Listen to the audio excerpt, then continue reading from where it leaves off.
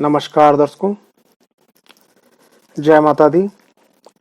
दर्शकों, अक्सर एक क्वेश्चन मेरे पास आता है कि भैया बहुत पूजा पाठ करते हैं साहब, ठीक है, लेकिन जितनी ही हम पूजा पाठ करते हैं उतने ही हम परेशान होते चले जा रहे हैं। आखिर ऐसा क्यों?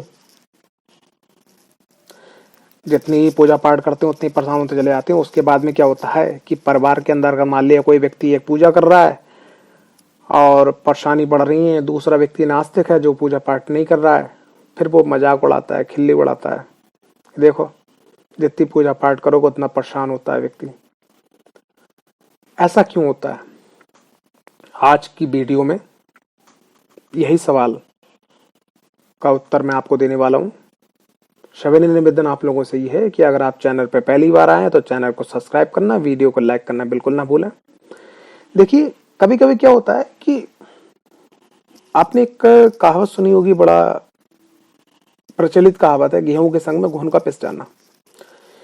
इसी प्रकार से क्या है कि भगवान शिव की शिवलिंग, जो शिवलिंग होती है, उसको छोड़ के किसी भी मूर्ति के अंदर अगर उसका सही तरीके से, विधिवत तरीके से आवाहन पूजन नहीं हुआ है, उसमें कोई भी नकारात्मक ऊर्जा जैसे भूत, प्रेत, पिशाच या आतृप्त आत्मा प्रवेश कर सकती है। तो कभी कभी क्या होता है कि जो मैंने देखा आज तक का जो मेरा अनुभव है कि मैंने बहुत सारे ऐसे घर में गया हूं जिस घर में 7 साल से, 5 साल से, 10 साल से पूजा पाठ चल रही है। तो क्या होता है कि भाई पूजा हो रही है, लेकिन पूजा होने के बाद में क्या हुआ कि जो पूजा दी जा रही है तो वो पूजा भगवान तक पहुंच ही नहीं रही है। कोई राक्षस खा रहा है, कोई प्रेत खा रहा है, कोई गलत आत्मा खा रही है। तो भैया सीधी सी बात है, अगर लक्ष्मी माता घर में आएंगी तो घर के अंदर खुशियां आएंगी, लेकिन अगर कोई भूत प्रेत घर के अंदर बैठ के इन सब चीजों को खाएगा तो फिर आप समझ सकते हो ना कि क्या माहौल होगा। वो तो बीमारियां हैं, लड़ाइयां हैं, कलेश है, झगड़े हैं, ये सब पैदा होंगे। इंसान परेशान होगा। आप कहोगे भाई मैं पूजा कर रहा हूं लेकिन रिजल्ट नहीं आ रहा है। पहला कारण तो ये बनता है। दूसरी चीज क्या है कि घर के पितरों को सही गति प्राप्त ना होना और पितरों में से कोई प्रेत का हो जाना। अब जैसे मान लिया सपोज दैट किसी का कोई पूर्वज है, मान लिया किसी के पिताजी एक्सपायर हो गए, किसी की माताजी एक्सपायर हो गई। अब मान लिया क्या है कि उनको अंत्येष्टि में सही गति नहीं मिल पाई, उनका सही पूजन, तर्पण, मार्जन जो भी आपका है, वो अस्थि विसर्जन वो आप नहीं कर पाए। अब क्या है कि उनकी आत्मा जो है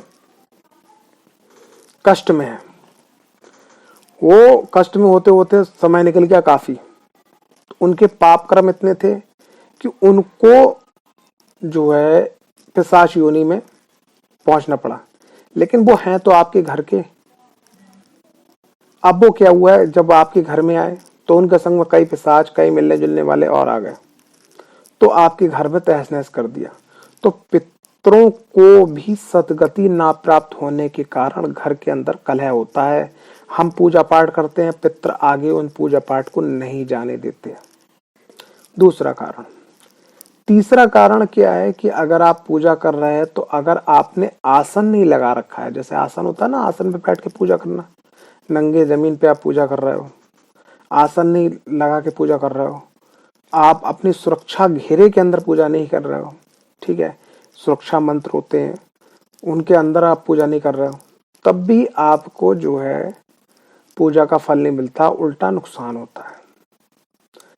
साथ ही साथ क्या है कि आपके घर के अंदर अगर ईशान कोण, जो देवताओं का कोना माना जाता है वास्तु में, वास्तु शास्त्र में, तो ईशान भगवान शिव का नाम है और ये आप जानते हो देवों के देव महादेव उन्हीं को बोला जाता है। किसी के संग महादेव शब्द नहीं जुड़ा है, सिर्फ देवों के देव महादेव भगवान शिव के संग में यह शब्द जुड़ा हुआ है। तो जो उत्तर और पूरब का जो कोना होता है, उस ईशान कोण होता है, अगर वो कोना कटा हुआ है, वहां पर लैट्रिन है, बाथरूम है, या वहां पर बहुत ज्यादा गंदगी रहती है, ठीक है, या वो कोना जो है बहुत बहुत बेकार है, तो यकीन मानिएगा कि आप अपने घर में कितनी भी पूजा पाठ कर लें, लेकिन आपको संपूर्ण फल कभी भी पूर्ण रूप से प्राप्त नहीं हो पाएगा और आपके घर में दिक्कतें, परेशानी बढ़ती रहेंगी।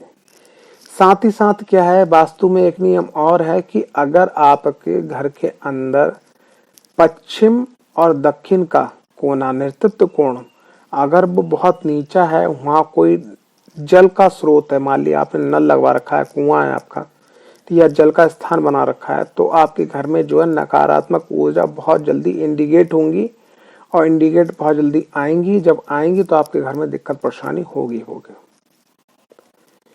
ये कुछ बेसिक कारण है। इसके संग संग क्या है कि अगर मान लिया कुंडली के अंदर जैसे आपके परिवार में 5 सदस्य हैं, 4 सदस्य हैं, लेकिन इत्तफाकन आपके परिवार के अंदर मान लीजिए 4 लोगों की कुंडली के अंदर कहीं से भी चंद्रमा का संबंध शनिदेव महाराज से, राहुदेव महाराज से, ठीक है, और केतुदेव महाराज से हो जाता है, या चंद्रमा केमुंद्र योग में आ जाते हैं, यानी कि एक घर आगे और एक घर पीछे स्थान खाली है, या जो है पाप मध्यत्व में चंद्रमा आ जाते हैं, या चंद्रदेव जो है कृष्ण पक्ष के हैं और उन अंश बल से भी बहुत कमजोर हैं, और साथ ही साथ आपकी कुंडली के अंदर, आपके परिवार के कुंडली के अंदर बहुत सारे लोगों के, जैसे 4-5 लोग हैं, 3 लोगों की कुंडली के अंदर 6ठे घर की, 8वें घर की या 12वें घर की महादशा चल रही है, तो इन अवस्थाओं में भी अगर सब कुछ सही है, पूजा पाठ भी सही हो रही है, तब भी घर के अंदर कलह पैदा होती है।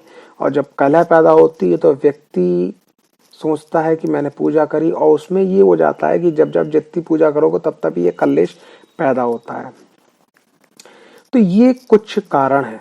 इसके साथ साथ एक कारण और भी है कि जैसे मान लिया आपका जो मकान है, उस मकान के जस्ट पड़ोस में कोई अस्पताल है, ठीक है, या मकान के ठीक सामने अगर कोई मंदिर है, मस्जिद है, या कोई धर्म स्थान है, ठीक है, जहां लोग आके अपनी पूजा पाठ करते हो, अरदास लगाते हो, ठीक है, या आपका मकान के जस्ट पड़ोस में कोई जो है जैसे बोलते हैं मीट शॉप, ये, या कब्रिस्तान, या आपका जिसको बोलते हैं शमशान, या कुछ ऐसी जगह है, या आपका जो मकान है वो बिल्कुल किराए के कोने पे है, ठीक है, जहां से सब लोग गुजरते हैं, तो ऐसी अवस्था में भी कभी क्या होता है कि घर में अगर सूतक का समय है, जैसे किसी का जन्म हुआ या किसी की मृत्यु हुई, तो ऐसी अवस्था में नकारात्मक ऊर्जा घर में आ जाती है और घर में रिस जाती है, यानी घर में वस जाती है और निकलने की नाम नहीं लेती हैं, और दिक्कतें परेशानी बढ़ती चली जाती हैं।